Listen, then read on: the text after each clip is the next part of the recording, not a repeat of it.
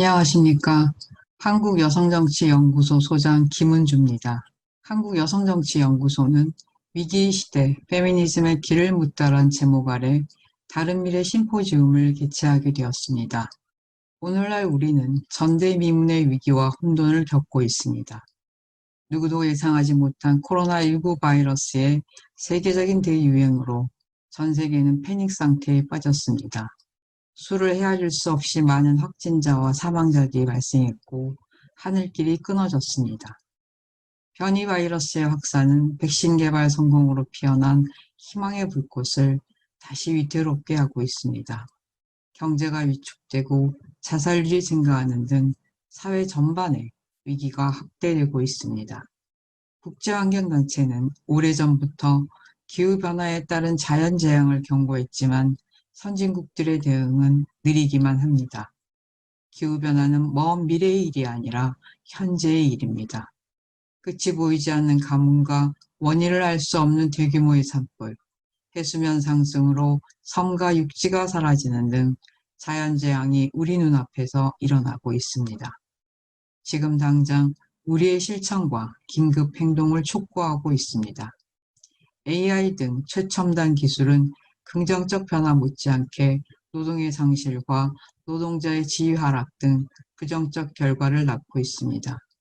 인간 노동자는 AI의 보조 인력으로 전락하고 플랫폼 중심의 배달 노동자만 확대되고 있습니다. 또한 알고리즘을 매개한 정보의 교류와 소통은 편파성과 확증 편향을 부추겨 다양성에 대한 인정과 존중이 사라지고 소수자에 대한 배제의 정치가 날로 증가하고 있습니다. 이러한 모든 위기 속에서 여성의 삶은 더욱 팍팍해지고 있습니다. 이를 해결하기 위해서는 여성의 정치 참여 확대가 어느 때보다도 시급한 상황이지만 우리의 현실은 그렇지 못합니다. 여성의 정치적 대표성은 여전히 낮고 동등 대표성 실현을 위한 제도 개선은 더디기만 합니다. 다른 미래를 위해서는 다른 사유와 다른 선택, 그리고 다른 행동이 필요합니다. 한국여성정치연구소가 다른 미래 심포지움을 통해서 전달하고자 하는 메시지입니다. 인류가 처한 총체적이고 전지구적인 위기 속에서 인간을 인간답게 하는 가치가 무엇인지를 재사유하고 성찰해야 합니다. 한국여성정치연구소는 다른 미래 심포지움에서 시작하고자 합니다. 많은 관심 부탁드리며 5차례의 심포지움에 사회자로, 발표자로, 그리고 토론자로 함께 참여해 주신 35명의 전문가와 활동가 여러분께 진심으로 감사드립니다. 감사합니다.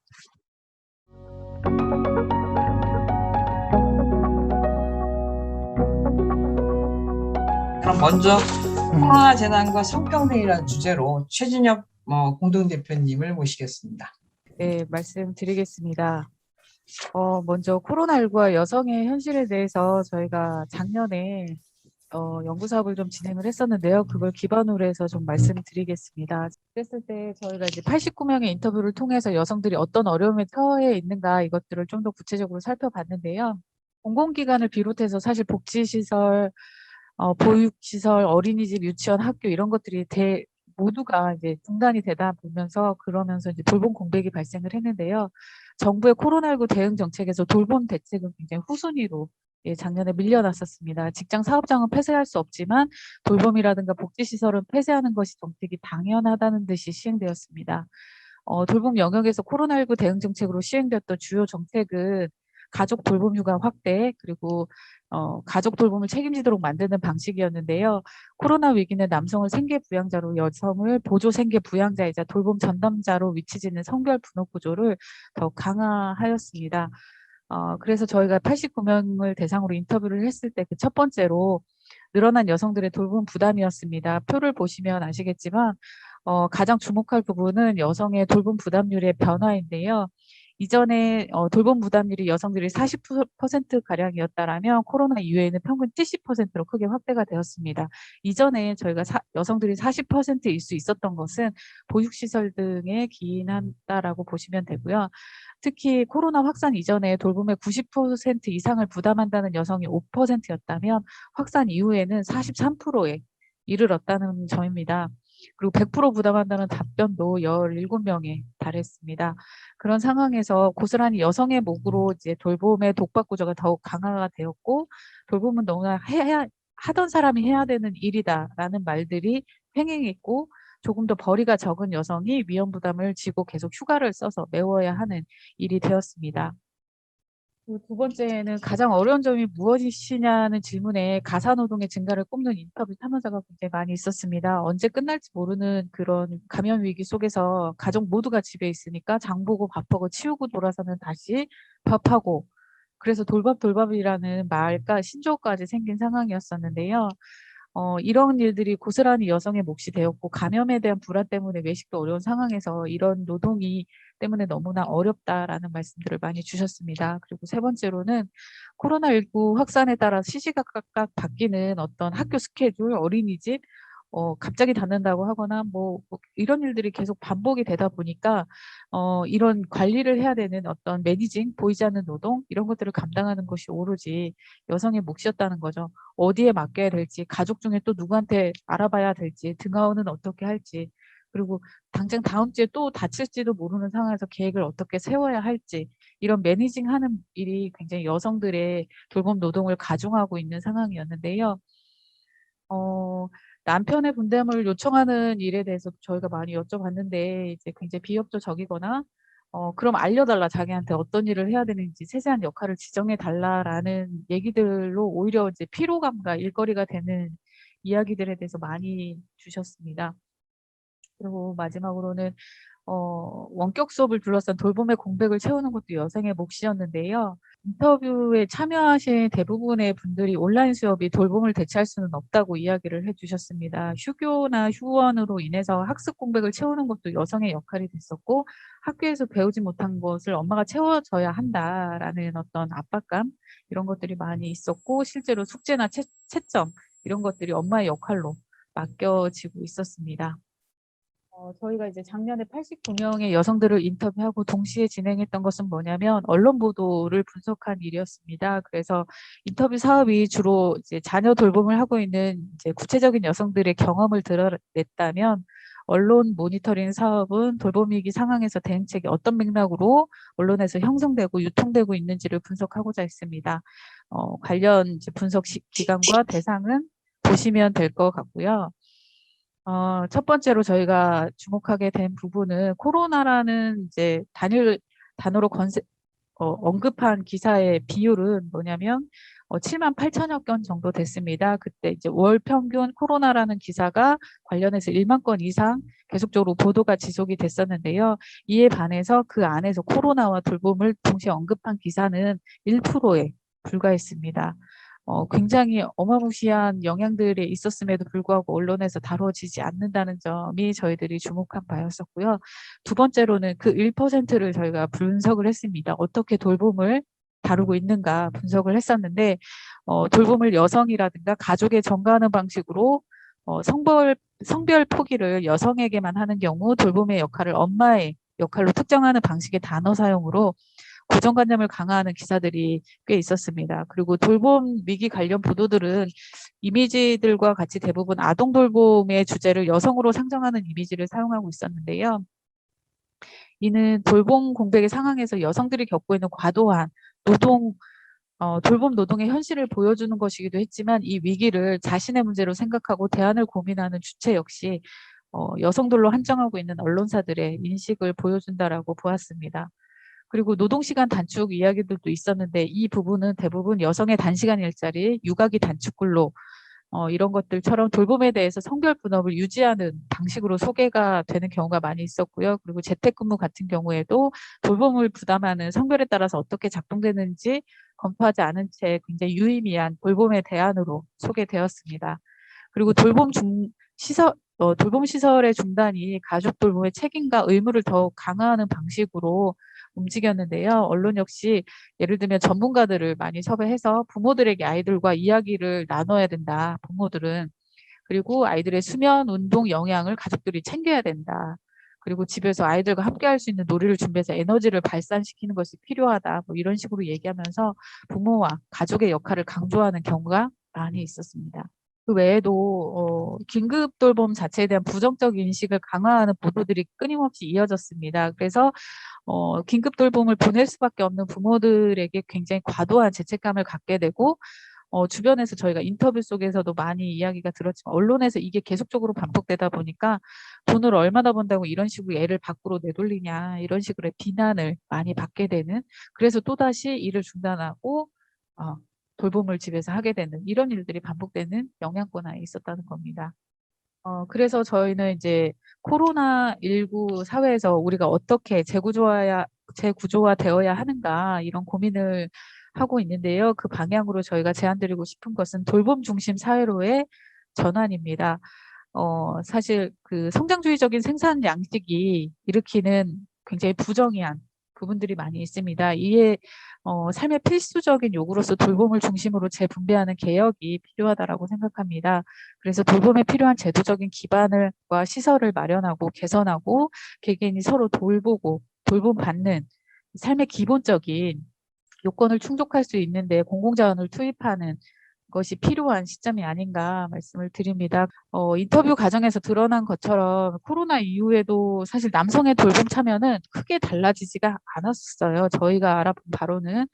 그래서 보육시설 등의 중단은 고스란히 여성의 몫으로 전이가 됐었거든요. 그런 상황에서 공적 돌봄 체계가 사실 아무리 마련된다고 하더라도 사적 여병에서의 돌봄은 필요합니다. 그 과정에서 어떤 남성은 생계부양자고 여성은 양육 전담자라는 어떤 이중적인 인식 구조에서는 코로나 위기도 사실 저출생도 여성 노동의 위기도 방법을 찾을 수가 없다고 생각을 합니다. 그래서 남성의 돌봄 참여를 확대할 수 있는 지원 체계를 모색하는 것이 무엇보다 중요합니다. 그래서 여성과 남성 모두 일 중심 삶에서 벗어나 삶의 균형을 제고할 수 있는 것이 필요한데요. 그런 차원에서 성별과 상관없이 돌봄이 가능한 삶을 전제로 하는 남성 중심적인 노동 환경을 재편하는 것이 무엇보다 중요하다라고 말씀을 드립니다. 예, 이상입니다. 네, 감사합니다. 네. 코로나 재난 속에서 돌봄을 중심으로 한 여성 노동의 현실과 또 문제점 그리고 그에 대한 대안을 이제 말씀을 해주셨습니다. 이어서 코로나 팬데믹과 생명정치라는 주제로 이태광 경희대학교 교수님의 발표가 있겠습니다. 부탁드립니다. 자료집에 있는 내용을 중심으로 발표를 드리려고 하는데요. 지금도 사실 우리가 팬데믹 이후에 많은 어떤 그런 이동들, 특히 이제 인간의 이동, 인간 개체 이동 또는 뭐 경제학적 관점에서 보는 노동력의 이동이라고 부를 수 있는데 그 노동력의 이동은 일어나지 않고 있지만 과거에 비해서 많이 실제로 이제 물류 이동은 멈추지 않았습니다. 그래서 많은 상품들의 이동이라든가 이런 것들은 멈추지 않았고 그 중에서도 특히 인간 노동이라는 어떤 그런 상품성은 여전히 이동을 계속하고 있죠. 그렇기 때문에 지금 팬데믹이 글로벌 자본주의를 자동으로 마치 이제 과거의 패스트처럼 이 패스트는 사실 중세를 몰락시킨 근본적 원인 중에 하나잖아요. 그죠? 사실 중세가 무너지고 자본주의가 도래하게 되는데 이 패스트 역할이 굉장히 컸죠. 그런 기존에 이제 카톨릭 교회를 지탱하고 있던 많은 그 파워 엘리트들을 이제 사실 절멸시킨 실질적인 생물학적인 그 원인이 바로 패스트 팬데믹입니다. 근데 이 코로나 팬데믹은 그렇지는 않아요. 그러니까 많은 분들이 이제 예측을 했지만 코로나 팬데믹 자체가 글로벌 자본주의를 종식시키지는 않는다라는 거죠. 그 이유는 제가 앞에서 언급했지만 상품의 이동 자체를 이 글로벌 팬데믹이 멈추지는 않고 있기 때문에 그렇다는 거예요. 여기에는 여러 가지 이제 우리가 고민해야 될 요소들이 좀 있다고 보고요. 그래서 일단 그 이 문제에 대해서 굉장히 많은 그 정치 철학자들이 이야기를 했는데 특히 아간벤 같은 경우가 초창기에 언론에도 많이 보도가 되었지만 이 초창기에 발표했던 몇 개의 짧은 글들 이런 글들 때문에 상당히 많은 오해를 이제 초래했다고 봅니다. 이 처음에 아간베는 코로나는 그냥 이제 코비드 19은 독감 멸종이다 뭐 이런 식의 어떤 잘못된 정보에 기인해서 발언을 하는 바람에 많은 그런 비난을 자초했습니다. 근데 사실 그 이후에도 아간베는 이제 계속 그 많은 논평들을 제시했는데 사실 아간벤이 하고자 했던 말은 이거죠. 그러니까 팬데믹에 우리가 대처를 하고 말 그대로 이제 팬데믹이라는 것을 종식시켜야 되는 이유가 뭐냐 그러면 바로 인류의 보존이라는 것이라는 거죠. 우리 인류를 보존하는 것, 다시 말하면 인간이라는 어떤 개체를 보존하기 위한 것인데 실질적으로 그 보존의 방식이 인류애라고 부르는 우리가 일반적으로 인류를 이야기할 때 반드시 언급해야 되는 것이 인류는 하나다 또는 인류는 형제이자 자매다, 그죠? 동포다, 뭐 이런 식의 어떤 인류애가 바탕이 돼야 되는데 그 인류애의 바탕을 두고 있지 않다는 겁니다. 뭐 아간베는 당연히 이제 그게 경제라고 부리는 뭐 여기서 아간베는 그걸 생명 정치라고 부르죠. 생명 정치라고 하는 경제를 위해서 사실 생명이라는 것, 새로운 어떤 영역을 끊임없이 상품화해 왔는데 그 생명의 영역의 상품화를 위해서 실질적으로 인류라는 어떤 생명, 매트릭스와 똑같은 거예요. 이제 그러한 생명을 보존하는 것이 그냥 목적이지 인류에 이런 거 없다. 이게 이제 아간벤이 하고자 했던 말입니다, 사실은. 그래서 인류를 위해서 인류를 보존해야 한다고 말하면서 정작 그 보존하는 방식은 인류애적이지 않다라는 거예요. 그 모순을 지적하는 거죠. 생명이라는 것을 단순하게 어떤 시장 가치의 대상으로 보는 것이 아니라 그 자체를 존중하고 그 자체를 중심에 놓는 패러다임 전환이 필요하다는 거예요. 이런 식의 개입이 이루어지지 않으면 이 글로벌 자본주의의 방향은 바뀌지 않을 것이다라는 것이 지금까지의 많은 철학자의 지적입니다.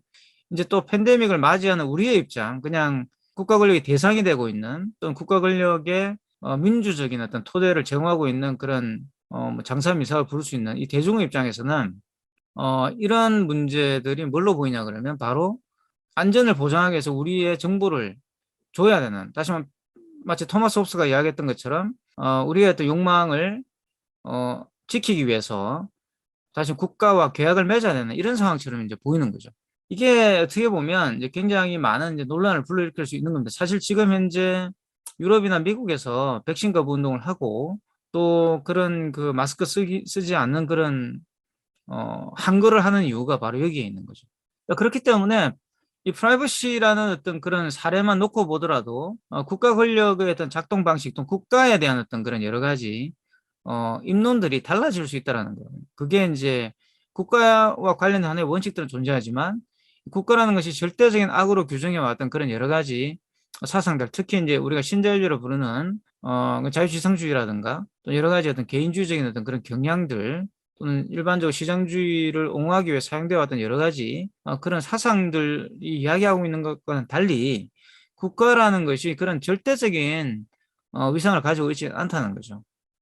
그래서 이제 방역이라는 것이 일반적으로 개인과 공동체의 대립 구도로 이야기가 쉬운데요. 근데 이제 이게 이제 일반적으로 제가 말씀드렸던 것처럼 마스크 거부 운동이라든가 유럽에서 벌어지고 있는 또 백신 거부 운동 이런 것에 이제 말 그대로 이제 사상적 토대죠. 근데 여기서 중요한 것은 지적이 말하는 것처럼 개인을 벗어난 새로운 연대의 가능성, 뭐 이게 뭐 저는 돌봄 선언 같은 것도 저는 이런 거라고 보는데 더 이상 이제 개인에게 그 돌봄이라고 맡겨두면 안 된다라는 것이죠. 이제 그런 식의 어떤 유럽에서 이제 일어나고 있는 그런 운동들도 마찬가지고 이 연대라는 것에 대한 어떤 감각들을 회복하는 것, 이게 이제 팬데믹을 통해서 우리가 고민해 봐야 되는 거라는 거죠. 이게 이제 핵심이고요. 지난 어떤 메르스하고 한 비교를 해보시면 금방 아실 수 있어요. WHO의 역할이 거의 없어요. 그러니까 WHO의 모습이 드러나지 않습니다. WHO 지금 의장이 누군지도 지금 잘 기억도 안 나고, 그죠? 일반인은 잘 모르실 거예요. 그러니까. 거의 언론에 나오지 않습니다. WHO가. 그러니까 WHO가 그런 방역의 중심에서 이탈되어 있다라는 거. 이 메르스와 비교해도 몇 년 전만 비교해도 굉장히 달라진 현실이죠. 그리고 뭐가 중심이 되냐? 화이자 모더나와 같은 미국의 그런 글로벌 기업들, 글로벌 생명 기업들이죠. 이 생명 산업 기업들이, 생명공학 산업 기업들이 중심에 놓여져 있어요. 그리고 여기에는 당연히 이제 라이트 재단 같은 이 빌 게이츠 같은 사람들이 후원하고 있는 그러한 재단들이 또 중심에 놓여져 있습니다. 이 재단들이 펀딩을 줘서 이런 신약들을 개발하고 이 모더나와 이제 파이저가 그런 회사들이죠. 결국은 이 코비드 19 팬데믹이라는 것이 이 팬데믹이 가져온 결과물이라는 것은 이 글로벌 자본주의의 자동 붕괴가 아니라 글로벌 자본주의를 다른 방향으로 재구성하는 것이고, 그것은 지금 현재로서는 자본의 요구, 특히 생명공학 산업의 요구, 이 글로벌 기업들이죠. 이 글로벌 기업의 요구에서 맞춰지고 있다는 겁니다. 우리가 쓰고 있는 정책들도 저는 상당히 거기에 집중되어 있다고 봐요. 그러니까 그냥 뭐 백신을 수급해서 얼마나 이제 공급하느냐 이런 데만 관심을 두고 있고, 그와 관련된 여러 가지 뭐 돌봄이라든가 또는 플랫폼 노동과 관련된 여러 가지 노동자의 처우 개선이라든가 또는 여러 가지 뭐 그와 관련된 어떤 복지와 관련된 그런 지원이나 이런 것들보다는 이제 그런 식의 우리가 어떻게 하면 생산력을 계속 유지하고 GDP를 계속 이제 더 높게 만들고 뭐 이런 데만 이제 수치적인 어떤 측면만 관심을 두고 있다는 겁니다. 그게 지금 현재 우리가 해결해야 되는 그런 문제점이 아닌가 이런 생각이 듭니다. 이상입니다. 바로 이어서 토론 발표로 들어가도록 하겠습니다. 자료집 순서대로 그 현대 한국의 정치위생학 비판 실론을 제목으로 한 우리 김한 교수님의 발표부터 듣도록 하겠습니다. 시간은 15분입니다. 예, 소개받은 연세대학교 김항입니다. 저는 근데 이 K방역이라고 딱 들어보면은 이 K자가 붙으면 최근에는 뭐든지 이렇게 쏙쏙 들어와서 좋긴 한데요. 좀 직업이 직업인지라 이게 굉장히 의심스럽고 좀 수상하다라는 생각을 해봅니다. 과연 이게 실체가 뭘까? 그럼 무엇이 K방역을 구성하거나 지탱을 하는 것일까라는 질문을 좀 던져봅니다. 과연 이게 실체가 도대체 뭐냐라는 거죠.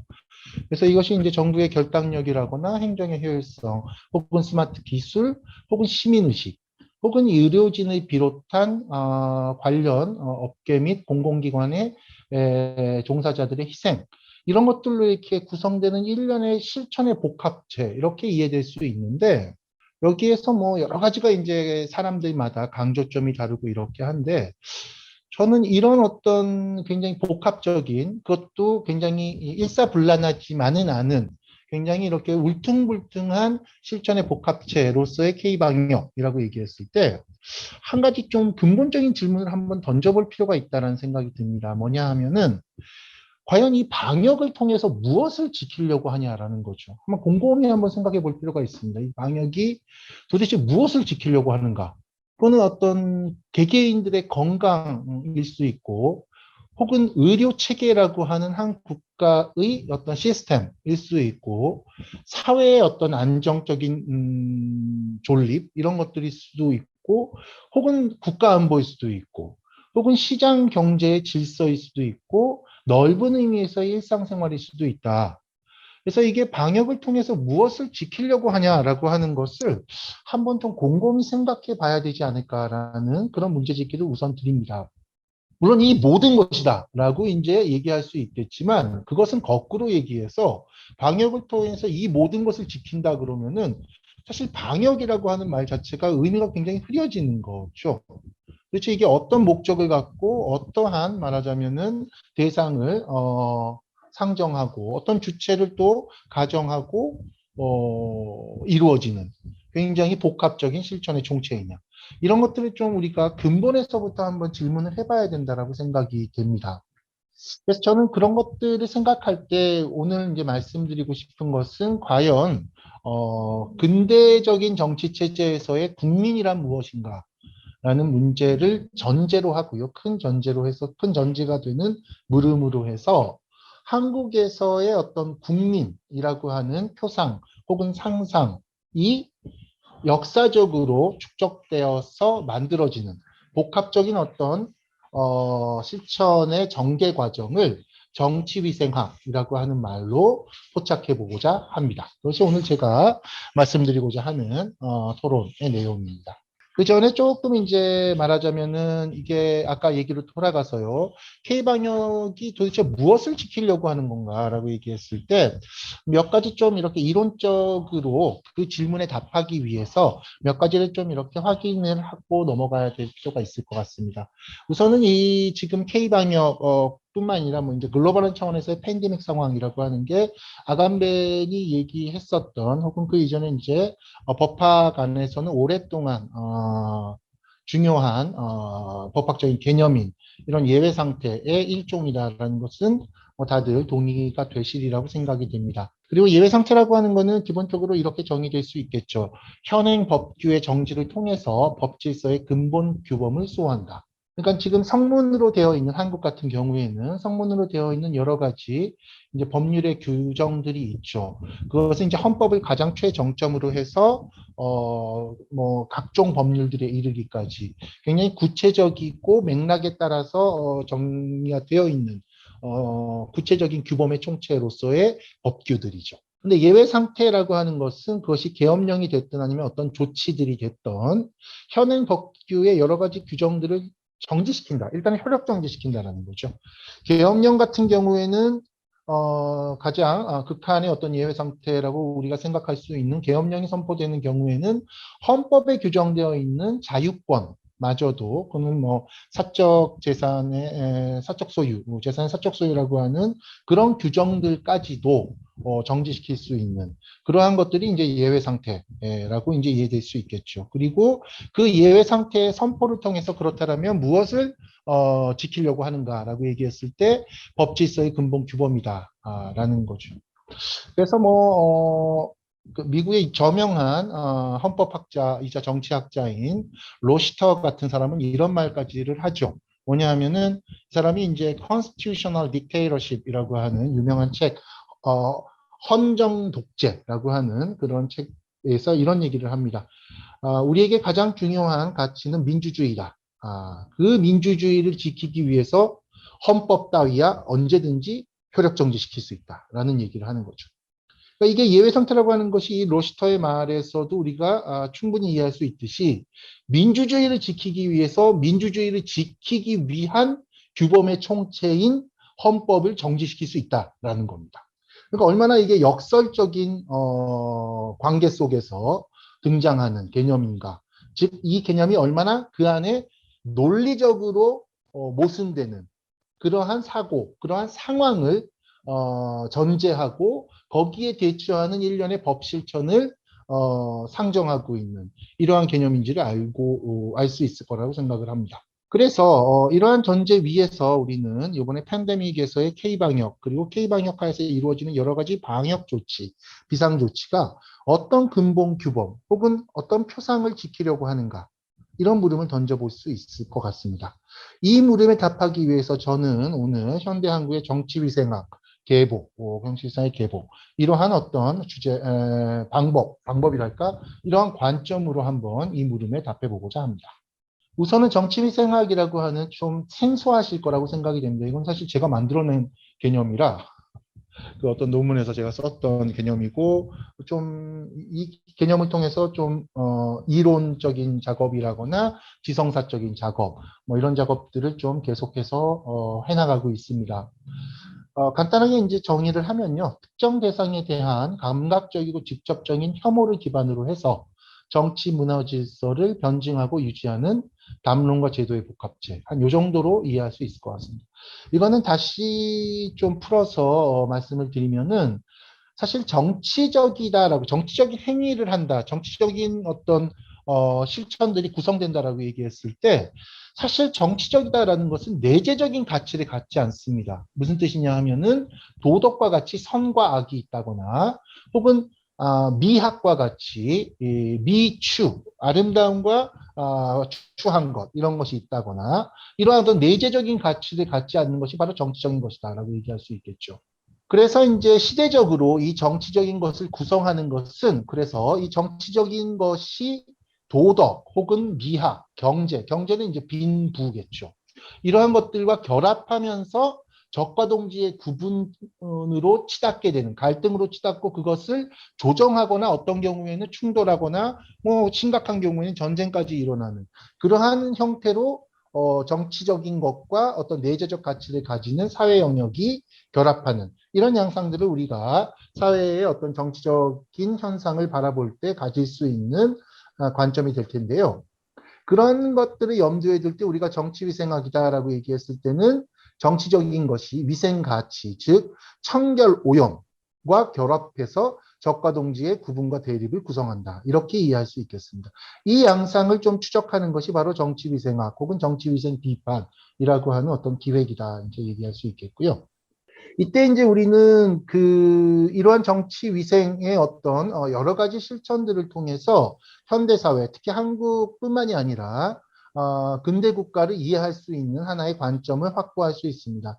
그것은 뭐냐 하면은 국민이라고 하는 근대 국가의 주권자이죠. 또한 정치적 주체이기도 하고 그러한 국민이라고 하는 관념을 지극히 청결한 존재로 이미지하고 리프레젠테이션하는 그러한 여러 실천들의 복합체 이것을 바로 정치위생학이라고 이제 부를 수 있을 것 같습니다. 자, 여기서 이제 우리는 국민이라는 것을 근대적으로 어떻게 이해해야 될 것이냐라고 얘기했을 때, 프랑스 혁명 당시에 19세기 초에 유명한 프랑스의 정치사상가인 CES나 혹은 이제 20세기 초에 독일의 저명한 헌법학자인 칼 슈미트는 그런 얘기를 합니다. 주권자로서의 국민이란 표상 가능할 뿐이다. 이때 표상이라고 얘기해도 대표라고 얘기해도 될 것 같습니다. 국민이라는 것이 표상 가능할 뿐이다. 이 말은 무슨 말이냐 하면은 국민이라고 하는 주권자는 실제로 존재하는 것이 아니라 항상 리프레젠테이션으로서만 그 존재를 확인할 수 있다라는 겁니다. 그래서 이 국민이란 표상을 가능하게 하는 여러 가지 자원들이 있죠. 그것은 바로 신화, 전통, 역사일 수도 있고 언어나 관습일 수도 있고 인종학, 우생학 등의 여러 가지 표상의 자원들을 가지고 있는데 저는 그 중에서 이 위생이라고 하는 것에 이제 초점을 맞추겠다라는 얘기입니다. 그래서 사실 좀 미리 결론을 말씀드리면은 저는 한국 사회가 굉장히 고도의 급속도의 경제 발전을 이루면서 그리고 또 한편으로 정치적으로 자유화와 민주화를 경험하면서 이 국민이라고 하는 이 표상을 지극히 위생적인 존재로 사념하고 표상하면서 그것과 배치되는 말하자면은 오염 이것을 철저하게 배제해 오는 그리고 그 오염에 대한 배제, 혐오에 대한 배제, 혐오스러운 것에 대한 배제가 일상 안에서 어떤 방식으로 자리 잡게 되고 우리가 국민이라고 할 때 저 스스로일 수 있고 우리 스스로라고 이제 얘기할 수 있겠죠. 그 국민을 표상할 때 얼마나 위생적인 방식으로 표상을 하게 되느냐. 이러한 어떤 역사의 전개를 좀 살펴보고자 합니다. 우리가 민주주의를 통해서 무슨 민주주의의 승리에 의해서 국민들 주권자 이런 얘기를 하는데 사실 한편에서는 그렇게 이해할 수 있겠지만 공원에서 노숙자들을 쫓아내고 그리고 아파트에 불온한 사람들을 아예 애초에 차단하고 그리고 그러한 주거 공간으로부터 혐오스러움과 더러운 것들을 원천 차단하는 그 국민이 바로 민주화된 사회의 주권자로서의 국민이다라는 거죠. 그러니까 말하자면 어떻게 보면 독재와 민주주의라거나 계급 갈등이라거나 이런 것들을 통해서 정치적인 것을 파악할 수도 있겠지만 지금 이런 정치위생학이라고 하는 관점에서 정치를 파악했을 때 훨씬 다른 방식의 정치적인 적대의 선이 보인다라는 겁니다. 자, 그랬을 때 우리가 K방역이라고 하는 것이 무엇을 지키려고 하느냐라고 하는 물음으로 다시 한번 돌아올 수 있겠습니다.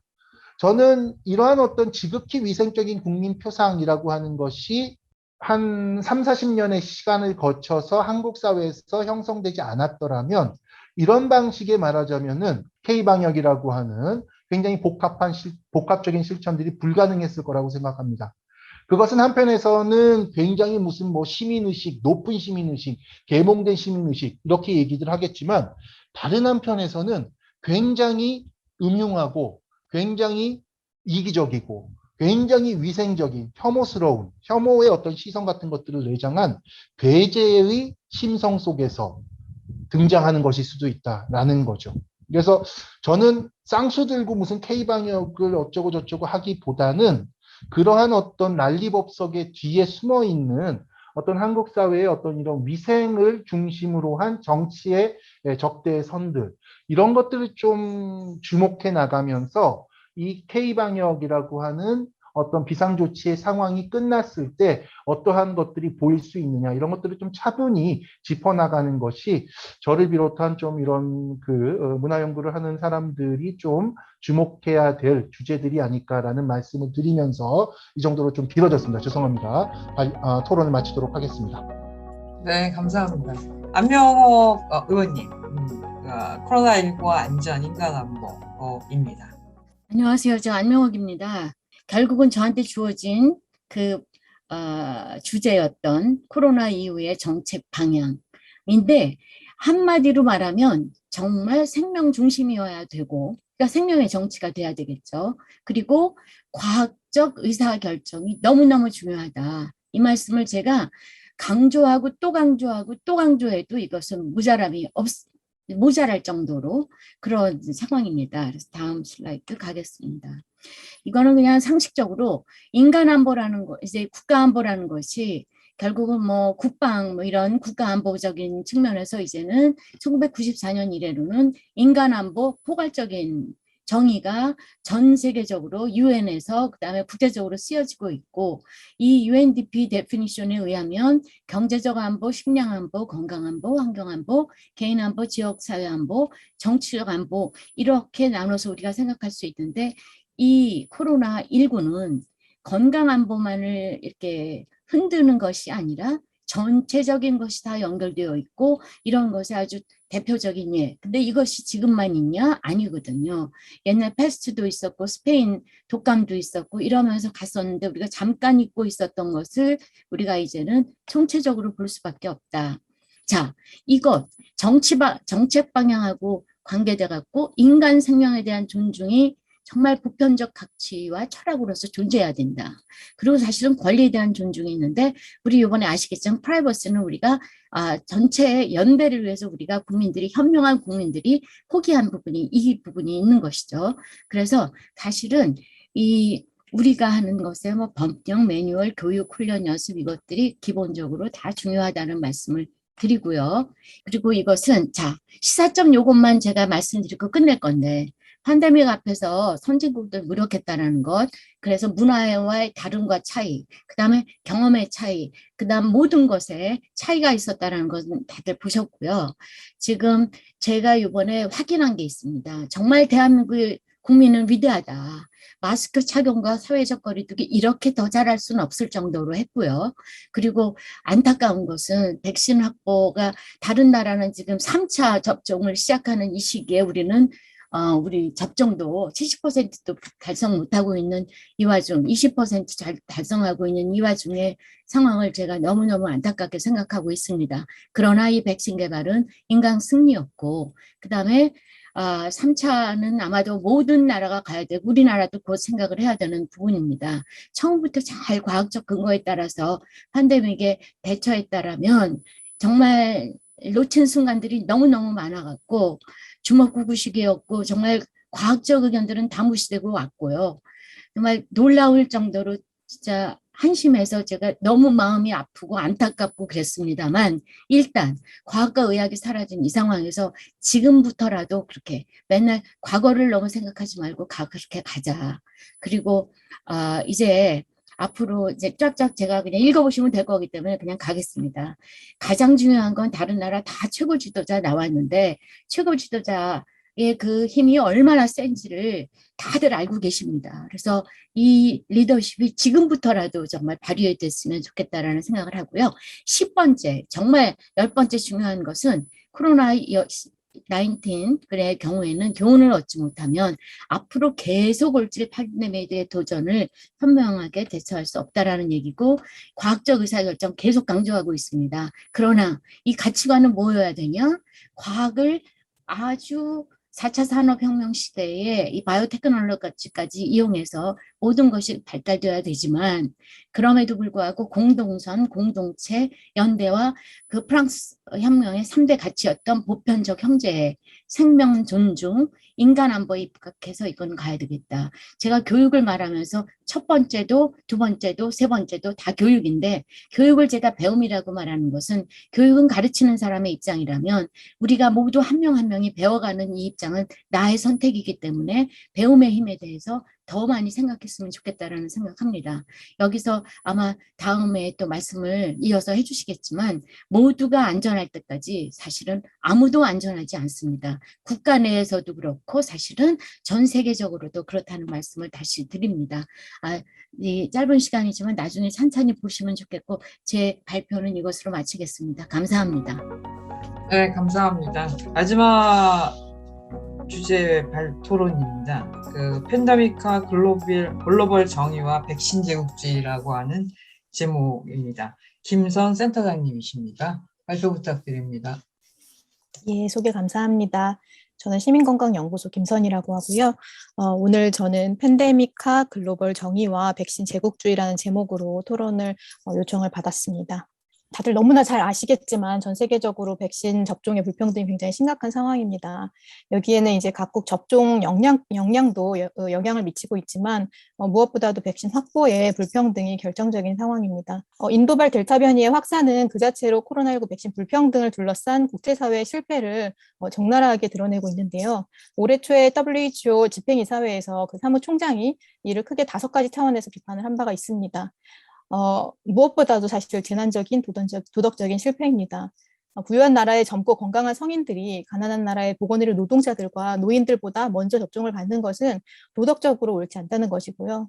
두 번째로 경제적 실패입니다. 백신 민족주의가 전 세계 경제를 엄청나게 희생시키고 있고 이 때문에 많은 국가에서 경기 부양책까지 시행을 하고 있는데 자금난을 겪고 있는 코백스의 자금을 지원한다면 훨씬 비용 효과적일 것이라는 거고요. 세 번째로 과학적 실패입니다. 새로운 바이러스가 출현한 지 1년도 안 돼서 안전하고 효과적인 백신을 개발하고 승인한 것은 엄청난 과학적 성취이지만 변이 바이러스의 출현으로 이러한 성취를 잃고 있다는 것이고요. 네 번째로 법 규제적 실패입니다. 대부분의 제조업체들이 WHO에 허가 신청서를 제출하기보다 이익이 가장 높은 구국에서 잘 사는 나라들에서 규제 승인을 우선시하고 있다는 것이고 결과적으로 백신 공급 역시도 코백스보다는 이들 국가를 우선시하고 있는 것이고요. 마지막으로 전략적 실패입니다. 이기적 접근은 팬데믹과 팬데믹 대응을 위한 제약들 그리고 그에 따른 인간적인 경제적인 고통을 연장시킬 뿐이고 백신 민족주의는 단기적으로 정치적 목표에 도움이 될 수 있지만 백신 형평성을 지원하는 것이 장기적으로 모든 국가에게 이득이라는 것입니다. 사실 중저소득 국가들은 활용 및 확대가 가능한 백신 제조 능력을 이미 갖추고 있습니다. 문제는 앞서 살펴본 것처럼 고소득 국가들이 기술과 지식의 공유를 거부하고 차단하면서 중저소득 국가가 직접 코로나19 백신 생산에 나서는 것을 허용하지 않는다는 사실입니다. 고소득 국가나 고소득 국가 기반 초국적 제약사의 주요 논리는 이렇습니다. 중저소득 국가는 백신 제조 능력이 없다. 중국이나 러시아나 쿠바에서 생산한 개발한 코로나19 백신은 믿을 수 없다는 것이고 이들 백신의 허가를 승인한 그들의 규제기관이나 WHO도 믿을 수 없다는 거고요. 두 번째로 지적재산권위에는 중국이나 인도가 우리의 첨단 기술을 도용할 수 있게 한다. 그리고 지적재산 보호는 혁신을 위한 핵심이다라는 건데요. 하지만 코로나19 백신의 경우에는 적어도 이 경우에는 지적재산 보호가 아니라 공적 자금과 공적 연구가 혁신을 이끌어낸 사례라는 것이 이미 너무나 잘 알려져 있습니다. 네, 코로나19 백신의 글로벌 정의를 위한 이제 운동, 시민사회 운동입니다. 초국적 제약사의 이윤 추구, 1995년 WTO 설립 이후에 강화되어 온 지적재산권 체제로부터 글로벌 시민사회는 모두를 위한 공평한 의약품 접근권이라는 글로벌 정의를 지켜내기 위한 초국적 연대를 해왔습니다. 또 공식적인 글로벌 거버넌스에 대한 감시와 개입도 해왔고요. 한국 시민사회의 경우에는 이러한 글로벌 시민사회와 연대하고 또 한국 정부와 국내외 기업의 글로벌 책무성을 요구하는 운동을 해왔습니다.